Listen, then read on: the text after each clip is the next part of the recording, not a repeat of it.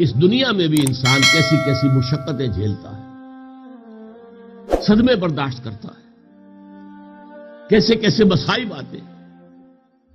دنیا آسان زندگی نہیں ہے، یہ تو اللہ تعالیٰ نے رنج سے خوگر ہوا انسان تو مٹ جاتا ہے رنج، مشکلیں اتنی پڑی مجھ پر کہ آسان ہو گئی، ورنہ جو جو بوجھ ہم پر اللہ نے ڈالے ہوئے، اور خود اللہ نے فرمایا لا اقسم بهذا البلد وانت حل بهذا البلد ووالد وما ولد لقد خلقنا الانسان في كبد، ہم نے انسان کو محنت اور مشقت ہی میں پیدا کیا۔ گوتم بدھ نے در حقیقت اسی کو دیکھا تھا نا، جس کی بنا پر پھر وہ راجدھانی چھوڑ کر جنگلوں میں چلا گیا۔ اس کے فلسفے کا کلمہ طیبہ ہے سروم دکھم، آل از ایگنی، آل از پین۔ اس دنیا کی زندگی میں درد اور رنج اور غم ہی غم ہے۔ اسی لیے غالب نے کہا ہے نا، قید حیات و بند غم اصل میں دونوں ایک ہیں، موت سے پہلے آدمی غم سے نجات پائے کیوں۔ لیکن یہ مسئلہ تو حیوانوں کا بھی ہے۔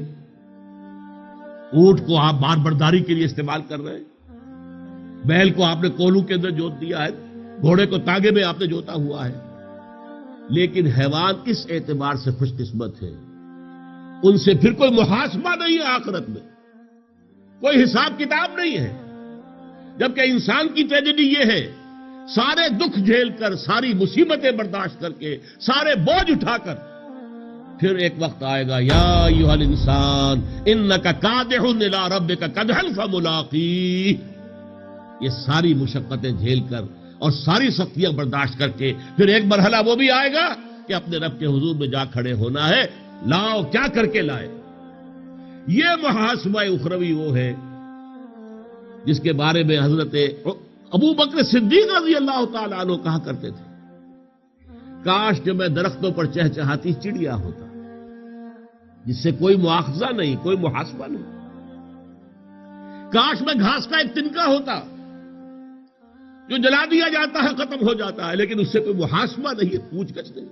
تو یہ کون ہے؟ افضل البشر بعد الانبیاء بالتحقیق ابو بکر صدیق، ان کا حال یہ ہے۔ حضرت عمر کا کیا حال ہے اس مواخذے کے حساب سے کہ انتقال کے وقت سخت بے چین ہے، سخت بے چین ہے، سخت بے چین ہے۔ عبداللہ ابن عمر رضی اللہ تعالیٰ عنہما نے اپنی ران کے اوپر سر رکھ لیا، ان کا کہا نہیں نیچے ڈال دو۔ ان کا ابا جان آپ اتنے پریشان کیوں ہو رہے؟ آپ تو عشرہ مبشرہ میں سے، آپ کی ساری خطائیں تو اللہ پہلے معاف کر چکا۔ فرمایا خدا کی قسم اگر میں برابر سرابر پر چھوٹ گیا تو بہت بڑی کامیابی سمجھوں۔ یہ ہے آخرت کا معاملہ کہ اب تو گھبرا کے یہ کہتے ہیں کہ مر جائیں گے، اور مر کے بھی چین نہ پایا تو کدھر جائیں گے۔ یہ انسان کی ٹریجڈی کا نقطہ عروج ہے، نقطہ عروج۔ سورۃ النبا میں کہا گیا نا، یوم یقول الکافر یا لیتنی کنت ترابا، کاش کہ میں مٹی ہوتا، انسانیت کا شرف مجھے ملتا ہی نہ۔